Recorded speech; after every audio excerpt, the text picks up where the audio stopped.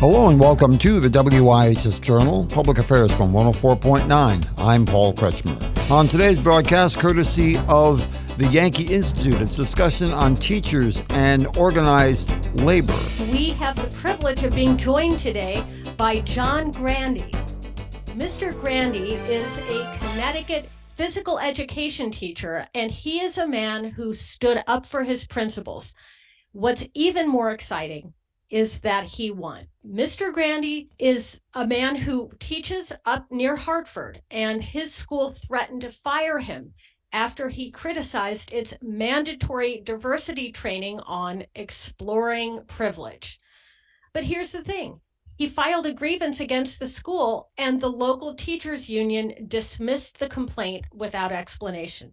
And now we're going to let him tell his story going forward. Welcome to the show, Mr. Grandy. Thank you. It's a pleasure to be here. Let's talk a little bit about what this sensitivity awareness training was. What was going on with all of this? Well, in October of 2020, we had a professional development, and it was titled Identity and Privilege. And it was all on Zoom. It was the Unified Art Teachers in Hartford. And we were to engage in an activity. Oh, boy. we had headings like race, gender, sexual orientation, religion. And under each of those headings or topics, there was a series of questions that we were to answer. And if we were to answer yes to any of the questions, we were to shade in a pie chart. And if you can answer yes to any of the questions, you would be considered to have privilege. I recognized it right off the bat as critical race theory.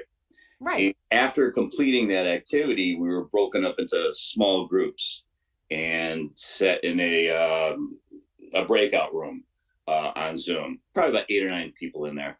And we were supposed to discuss this question. And the question was, how did it feel to engage in this activity?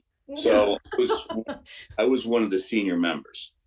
And I get in there and I says, well, I just got man bashed and white shamed. Did it trigger the other members of your group? Well, as soon as I made that statement, another teacher stated, he goes, you know what?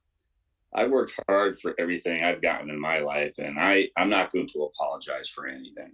I kind of chimed back in by saying, I says, I've been in this system for 32 years, and all I've ever taught pretty much were just minority kids. Now I have people that are pushing this training forward to have much less experience than me teaching these kids, if any at all. And who are they to tell me that I don't know how to deal with these kids?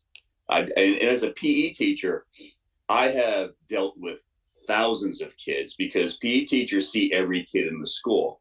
Right. And at the time I was there for 32 years, I've seen so many different kids from all different walks of life, different types of personalities and behaviors, And frankly, if you hated minority kids, you wouldn't have stayed in that school system. Oh, of course not.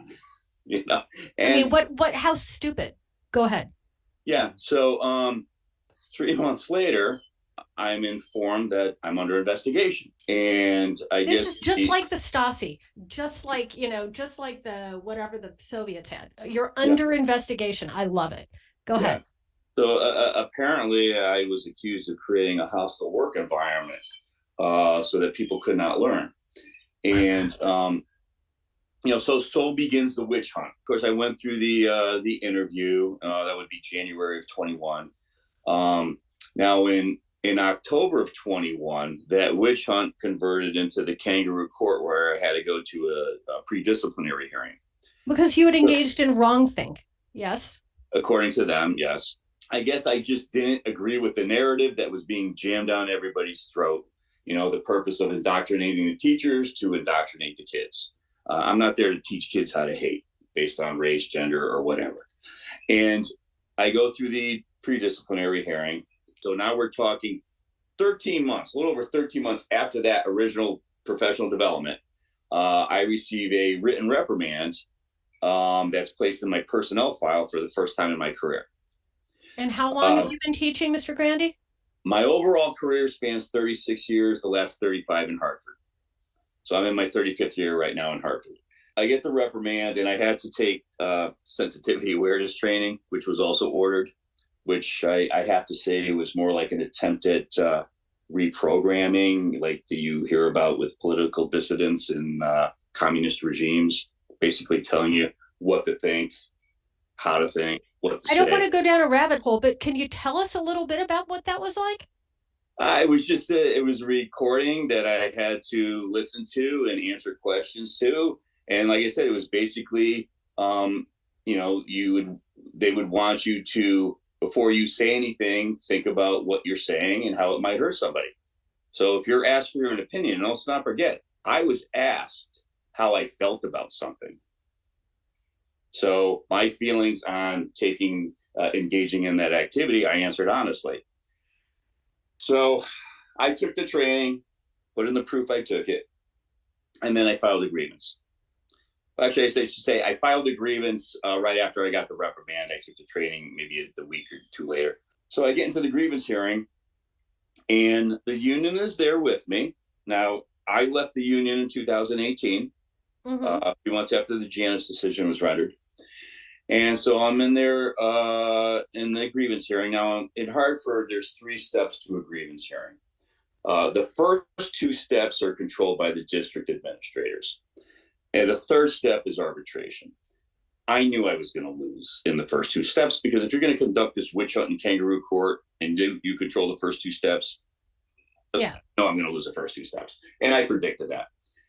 And I even stated in that grievance, I said to everybody, I says, you know what?